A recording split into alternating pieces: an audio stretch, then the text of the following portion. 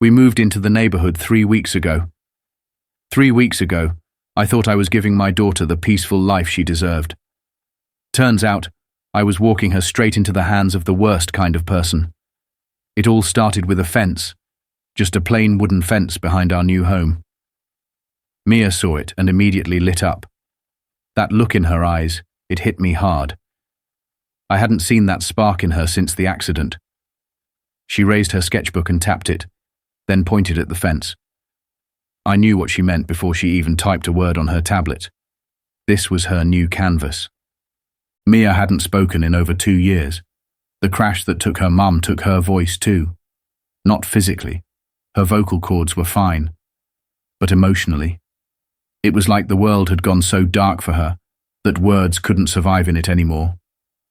So she started speaking in colors, in shapes. Her sketchbooks told stories I couldn't even begin to put into words. Every flower she drew, every bird or cloud or beam of sunlight, it all meant something. It all carried part of her that she couldn't say out loud. That's why I transferred. That's why I gave up the city, the beat, and everything that came with it. Because helping her heal meant more than my career ever could. The first few days were hopeful. She set up her art supplies out back. Every morning she rolled her easel across the lawn and started painting on the fence. I watched from the kitchen window while sipping coffee, the way dads do when they finally feel like they've done something right. It was working. I could see her pain easing, her shoulders less tense, her eyes focused, her hands steady. And the mural that started forming. It was stunning. A sky full of birds in flight, a field of sunflowers that looked almost alive, a little white dog nestled under a tree, our old dog Max, who we lost in the same crash. There was even a ribbon tied around one of the trees, just like the one her mum used to wear in her hair. Mia never said a word, but through that mural, she was telling me everything. Then, on a Wednesday morning, we met her. Margaret Blackwood, HOA president. She showed up while I was loading tools into the garage. She didn't smile, didn't introduce herself with a neighborly handshake. She just stood there on the sidewalk, hands on her hips, expression tight as if the whole world smelled like expired milk. She stared past me, right at the fence, and said, "That won't be permitted." No greeting, no context, just that. I asked her what she meant. "The fence," she snapped. "It's shared property. That paint needs to come down." I calmly explained it was on our side of the fence, and that my daughter, who's disabled, was using it for therapy. That's when she narrowed her eyes. "Art therapy doesn't override HOA guidelines," she said, and handed me a rule book thicker than a phone directory. "We maintain uniformity here. It's why people move to Pinecrest Hills." I bit my tongue, hard, because I knew that tone, the fake courtesy, the weaponized rules. I'd seen it used on the streets, in city council meetings, in courtrooms. She didn't care about the rules. She cared about control, about dominance. I said nothing, just took the rule book and watched her march off like she'd won something. That evening, I didn't tell Mia. She was adding final details to the mural. Roses beneath the sunflowers. Her mum's favorite. I couldn't bring myself to ruin that moment. The next day, neighbors started stopping by. One after another, they complimented Mia's work. One woman said it made her morning walks feel peaceful. Another told me her son had started drawing again after seeing it. I started to believe maybe Blackwood was just a one-off, that people here were decent, that I overreacted. I was wrong. Because 2 days later, we came home from the grocery store and found a bright orange violation notice stapled right to our door. Unauthorized property alteration. 48 hours to comply. No discussion. No warning. Just a threat wrapped in bureaucratic language. Mia saw it. Her hand trembled as she reached for her tablet, typed, "Take it down." I crouched beside her and said, "We'll talk to them. They'll understand." I didn't believe it. but I said it anyway. I went to the HOA office the next morning, and there she was, sitting behind a spotless desk with that same cold stare. I brought everything with me: Mia's therapy records, letters from her doctors, photos of the mural in progress. I explained how important this was to her healing. I spoke from my heart, as a father. But she didn't even glance at the documents. She just folded her hands and said, "Rules don't change for individual circumstances." I reminded her that she had a neighbor with a disability. She didn't flinch. "If everyone made exceptions, we'd have chaos," she said. "Property values matter." I stood there stunned, not angry, not yet, just stunned. Because this wasn't just about HOA guidelines anymore. This was about a woman who saw a child's pain and felt nothing. She saw beauty and decided it was a problem. She saw difference and wanted it erased. I left that office boiling inside. I still didn't tell Mia the truth. She was painting butterflies now. Butterflies in every color she had. I remember thinking, I won't let anyone take this from her. Not without a fight. But I had no idea what kind of fight I was really in for. The morning after the notice, I dropped Mia off with her grandmother and drove straight to the HOA office again. I didn't care if it made me look confrontational. My daughter's health wasn't up for negotiation. I walked in with a folder thick with documentation. Letters from her therapist, psychiatric evaluations, progress reports from her occupational therapist, even a written statement explaining how the mural helped her regain emotional regulation. I wasn't going to let this woman reduce Mia's healing journey to some line in a handbook. But Margaret Blackwood didn't even look up when I entered. She just said, "I assume this is about the fence." No emotion, no courtesy. I laid everything out, explained that the mural wasn't a vanity project. It was medical, therapeutic, vital to Mia's development and mental health. She glanced at one of the pages like it was junk mail. Then she leaned back in her chair, folded her hands neatly and said, "We do sympathize, but sympathy doesn't rewrite policy. This is a neighborhood, not an art exhibit. If we allow murals, what next? Yard sculptures, loud colors. We have standards for a reason." I pushed harder. I told her the mural wasn't hurting anyone, that neighbors loved it, that it had made Mia smile again, something she hadn't done in months. I asked her to just come by and see it for herself. "It's a fence," she said coldly, "and it will be restored to its original color by the end of the week. If you don't comply, the HOA will do it for you and bill you for the labor." That's when I knew. I wasn't dealing with someone misinformed or inflexible.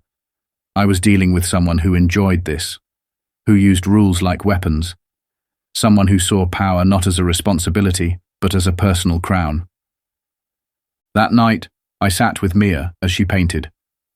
She was finishing a section of the mural with birds flying up into the sky. Her hands moved with such focus and care, it was like she was building wings she could climb into and escape with. I wanted to tell her. I wanted to explain that they were trying to take it all down, that we might have to fight harder than we'd planned. But I couldn't do it. Not while she was still smiling. I told her I'd figure it out, that it would be okay, and I believed it. Until my phone rang the next afternoon with an emergency call-out. Hostage situation across town. I didn't want to leave her, but it was urgent. I promised her I'd be back in a few hours. I kissed her head and told her to keep painting. She gave me a thumbs up and went back to her mural.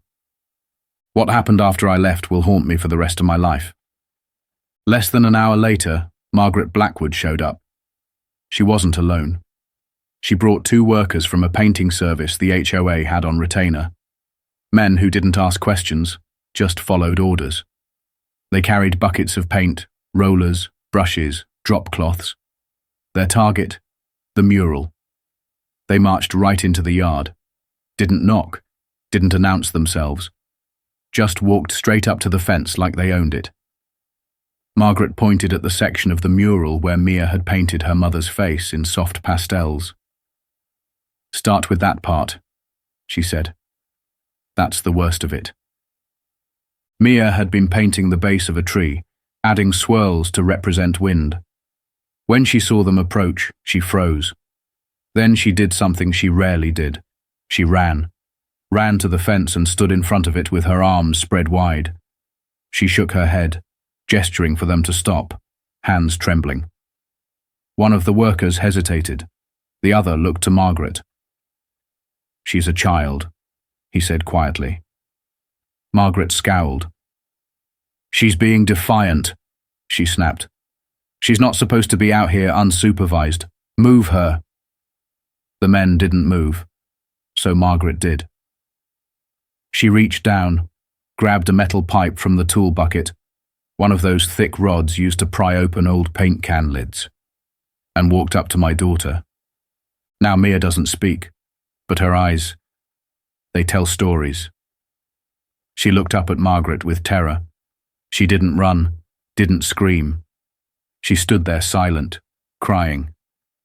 That mural wasn't paint to her. It was her voice. The only way she could say the things the world needed to hear from her, and Margaret saw that. And she swung. She didn't swing to scare. She didn't swing to intimidate. She swung to hurt. The pipe hit Mia across both legs. Not once, twice, full force. She crumpled instantly. No scream, just a sickening crack and a collapse. The workers backed away in shock. One of them muttered something, started to call 911. Margaret barked at him to stop. "She attacked me," she said, already rehearsing her lie. She lunged. I defended myself. She stood over my broken child and told the others to clean this mess up before someone important sees it. But someone had seen it. Ethan, the kid across the street. He'd been filming from his window for a school project about community dynamics. He saw everything. I was racing to finish my incident report when the call came in. "Your daughter's at St. Catherine's. You need to come now." I didn't even remember grabbing my keys. I just remember sprinting through those sterile hospital halls, badge still clipped to my belt, as if that would help. When I got to the room, the doctor was already waiting. Her expression said it all. "Both legs are fractured," she said. "One in 2 places. The right leg may have nerve damage. We need to operate now." I stared at Mia, my daughter, hooked up to IVs, her face pale, her eyes blank. She didn't cry. She didn't reach for her tablet. She didn't even flinch when the nurses touched her. It was like she wasn't there anymore. I asked if she'd be able to walk again. The doctor hesitated. "With therapy, probably, but full recovery. We won't know for months, maybe longer." I nodded, swallowed the rage crawling up my throat. Then the doctor added something else. "She's saying your daughter attacked her, that it was self-defense. But these injuries, they don't line up. Not even close." I turned to the hallway, and there she was, Margaret Blackwood, standing at the nurses' station, already trying to spin her story. "This has been completely misrepresented," she was saying. "She was unsupervised. The child is clearly unstable." I took a step forward. I could have done something right then, but the doctor stopped me. "She needs you," she said. "Your daughter. Be with her." So I went back into the room, sat beside Mia, and held her hand. She didn't squeeze back. She just closed her eyes. That night, the Blackwoods' attorney emailed me a settlement offer. Full coverage of all Mia's medical expenses. A generous payment for her pain and suffering. Everything I could want, if I dropped the charges and signed a non-disclosure agreement. They were trying to buy our silence, to make sure no one would ever know that Margaret Blackwood had brutally assaulted a 10-year-old girl because she didn't like a painting. And for a moment, I'll admit it, I considered it. Mia's surgeries would be expensive. Her therapy, her equipment, all of it would drain us fast. But then I looked at her, my daughter, casted legs elevated on pillows, face turned to the wall. And I realized something. This wasn't about money. This wasn't even about rules. This was war. The next day started before the sun. I hadn't slept. I sat at the kitchen table with that settlement offer open in front of me, reading it over and over like the words would change if I stared long enough. My hands shook with rage, but it wasn't just anger. It was helplessness. That's what they were counting on. They thought I'd take the offer, that I'd trade silence for security, that I'd be another dad willing to put his daughter's healing in the hands of her attacker, because the bills were piling up and the future looked impossible. And maybe I would have, if not for Ethan. It was almost midnight when he knocked on our front door. I opened it to see this tall, nervous kid standing there with a phone in one hand and a flash drive in the other. "Mr. Reynolds?" he asked. "I'm Ethan. I live across the street." I was about to tell him we'd talk in the morning when he said, "I have a video of what happened to Mia." I stared at him. "I filmed it, sir. I was working on a school project about local governance. I've been recording HOA meetings, interactions, just stuff for context. I saw everything. I filmed Mrs. Blackwood hit Mia. I haven't shown anyone. I wasn't sure who to trust." He handed me the flash drive. His hands were shaking. "My mum got a call today," he said, "from the school. They said if I share the footage, I could be expelled. Mrs. Blackwood's on the school board." He looked down at his shoes, like he wasn't sure if he'd done the right thing. But what happened to Mia wasn't right, and I couldn't just sit on it.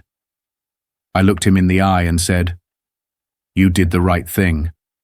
No matter what happens next, you did the right thing."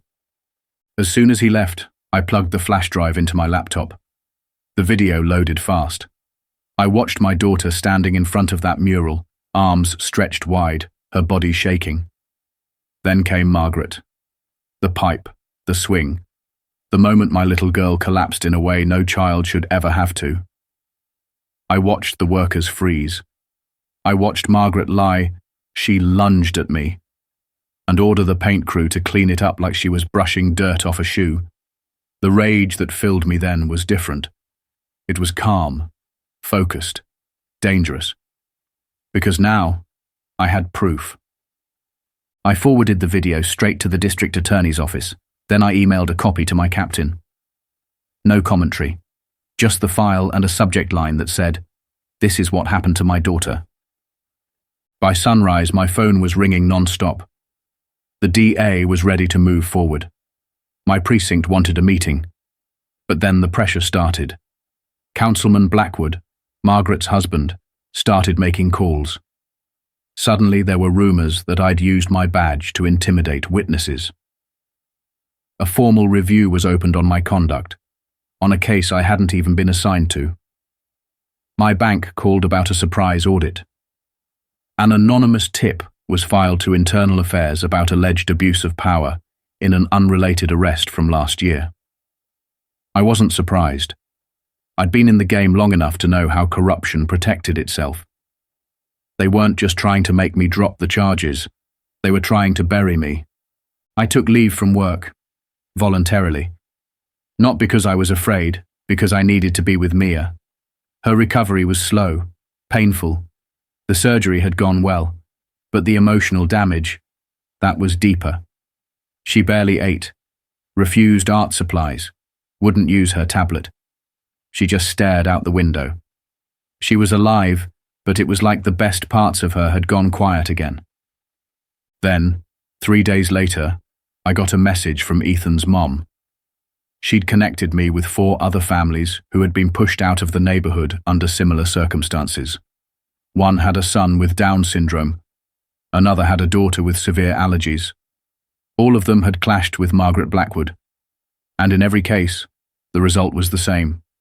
Fines, violations, intimidation, social isolation. It was a pattern, a vendetta. Margaret didn't just enforce rules. She hunted families she deemed out of standard. I took their statements, forwarded everything to the district attorney, and began building a formal case. And then, just when I thought the battle couldn't go any deeper, Mia did something she hadn't done in weeks.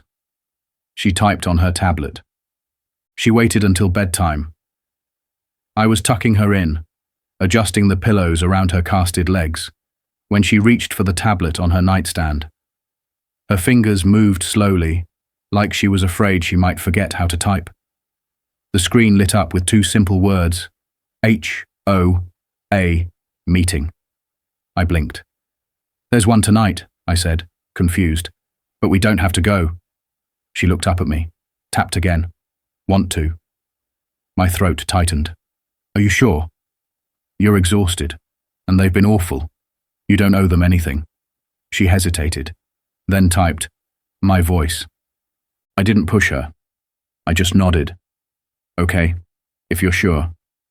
She nodded back. So I wheeled her into that meeting, not to make a scene, not to cause drama, but because my daughter, after everything, wanted to speak, and that meant everything. The community center was full, more people than usual. Word had gotten around about what happened, even if the official story was still sanitized. Margaret stood at the front, poised like a queen before her court. "Before we begin," she said, "I want to address the rumors circulating about recent events." She launched into a speech about standards and misunderstandings and preserving property value. I pushed Mia's wheelchair to the back of the room and waited. She noticed us halfway through her speech, paused, then continued with more force, proposing new regulations to prevent future misunderstandings, which basically meant banning anything that didn't conform to her vision of perfection. That's when I stood up. "Standards?" I said. Heads turned. "Is that what you call it? Enforcing rules by breaking a child's legs?" The room froze. Margaret's smile vanished. "Detective Reynolds," she said tightly, "this meeting is not for personal grievances." I pushed Mia forward. "What happened to my daughter is a community issue," I said. "Everyone here deserves to know what your so-called standards really mean." Margaret tried to deflect. Her husband, Councilman Blackwood, stepped up and said, "These are allegations. We have a legal process underway." I nodded. "Sure. And that process starts with the truth. My daughter, who you say attacked you, was standing in front of her artwork, a mural that helped her communicate. That was her voice. And your wife shattered her legs trying to silence it." Margaret's face hardened. "Your daughter has behavioral issues," she said flatly. "She was aggressive. I acted in self-defense." That's when Mia raised her hand. She hadn't spoken in over 2 years. No one in that room had ever heard her voice. But she lowered her hand into her lap, took a breath, and whispered, "You hurt me." The room went completely still. "You broke my legs," she said, her voice louder now. "You called me names. You painted over my mum." Margaret stammered, "This is clearly rehearsed." But then Ethan stood up with his laptop. "I have something to show everyone." Despite his mum's worried look, he walked to the projector and plugged it in. The footage played, in full. No edits, no excuses. By the time it ended, you could hear people crying. And Margaret Blackwood. She had nowhere left to run. When the video ended, there was nothing but silence. Not the awkward kind. The heavy kind. The kind that comes right after a storm, when you're trying to process the wreckage around you. People sat frozen in their chairs, mouths slightly open, like they couldn't believe what they'd just seen. Some had their hands over their mouths. Others clutched their phones like they weren't sure whether to call someone or just hold on to something solid. Then, slowly the murmurs started, questions whispered, outrage bubbling to the surface, voices overlapping in disbelief. Margaret Blackwood stood at the front, pale as the projector screen, lips twitching like she wanted to speak, but couldn't find a single word that would undo what they'd just witnessed. Councilman Blackwood tried to step in. He raised his hand and started talking over the noise, calling for order, trying to reframe the video as a misunderstanding taken out of context. But it was too late. The community had seen it. Margaret lifting that pipe, the swing, Mia collapsing, and those cold words right after. Clean this mess up before someone important sees it. Well, someone had seen it. All of them had. And there was no coming back from that. Mia sat still in her wheelchair, her small hands gripping the sides, eyes locked on the spot where Margaret had stood. And then, as if something inside her finally cracked open for good, she raised her voice again. Stronger this time. Clearer. I couldn't talk. After my mum died, she said, voice trembling just enough to sound like truth. The pictures were my words. She looked directly at Margaret, not flinching, not backing down. You tried to take my words away again. The room erupted. People shouted. Not at Mia, at Margaret. Questions flew through the air. How long have you been doing this? What about the family with the little boy and the therapy swing?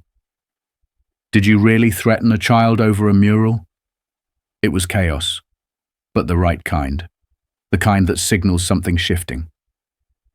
Margaret grabbed her purse, her eyes darting toward the exit, her husband moving to block people from approaching her. But two uniformed officers had already stepped forward from the back of the room. Colleagues of mine, friends. I hadn't asked them to come, but they did anyway, just in case. One of them stepped forward, steady and calm. Margaret Blackwood, he said, voice cutting through the noise like a siren. You are under arrest for aggravated assault on a minor. He read her rights as he cuffed her, hands behind her back. Her husband shouted protests, demanded the release of his wife, warned of political consequences. But no one was listening. Everyone's attention was on the girl in the wheelchair who had just found her voice. As they led Margaret out, a wave of applause broke out. It wasn't loud or chaotic. It was steady, unified, and directed at Mia. People stood. Some cried. Some just nodded in respect, not for the arrest, for the bravery, for the quiet girl who had spoken the loudest. The weeks that followed were a whirlwind. Legal proceedings began. Margaret was officially charged, and public opinion turned fast. Residents who had once blindly followed HOA policies began asking hard questions. They demanded transparency. They formed a petition to restructure the board. The remaining members voted to remove Councilman Blackwood from any decision-making related to community standards until the investigation into misuse of power concluded. But what mattered more to me than any of that was what started happening at home. Mia, slowly but unmistakably, came back to life. It didn't happen overnight. Her recovery was still hard. Physical therapy left her exhausted and sore, her legs still stiff in the mornings, the braces uncomfortable on bad days. But she didn't avoid the art supplies anymore. She picked up a pencil, then a brush, then one day, she asked for paint. It was like watching a flower bloom out of concrete. Words followed. First only with me, then with her doctors, and finally with kids who started visiting us. Because the mural, the one Margaret tried to erase, it didn't die.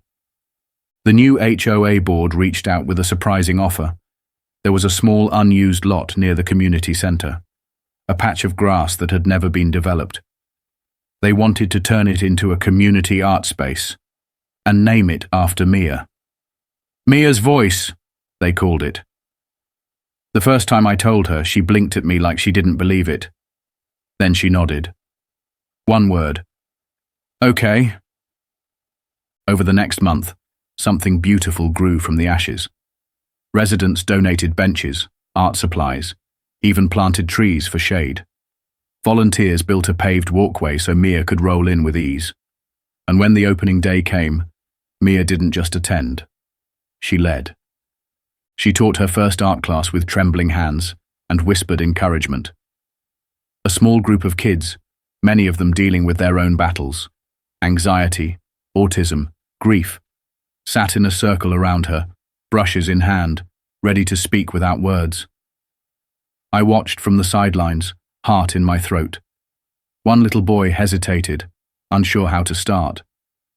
Mia knelt beside him, placed a brush in his hand and said gently, "It doesn't have to be perfect. It just has to be yours." On the 1-year anniversary of the attack, I sat on a bench near the mural that now stood tall on that lot. Bright skies, open hands, and in the middle, a little girl surrounded by birds taking flight. Mia's figure, her story, her legacy. She walked slowly over to me, legs still a bit stiff, braces clicking softly with each step. But she walked, and she spoke. "Do you think Mom would like it?" she asked, looking at the mural. I wrapped an arm around her shoulder, pulling her close. "She'd love it," I said, "almost as much as she'd love hearing your voice again." Mia reached for her paintbrush and added one final detail to the mural, a small heart hidden in the branches of the tree. It was red, the same shade she used to paint her mum's ribbon. Then she looked at me and said something I'll never forget. "Some stories don't have words, but they still need to be told." And in that moment I knew we weren't broken. We were rebuilding, one brushstroke at a time.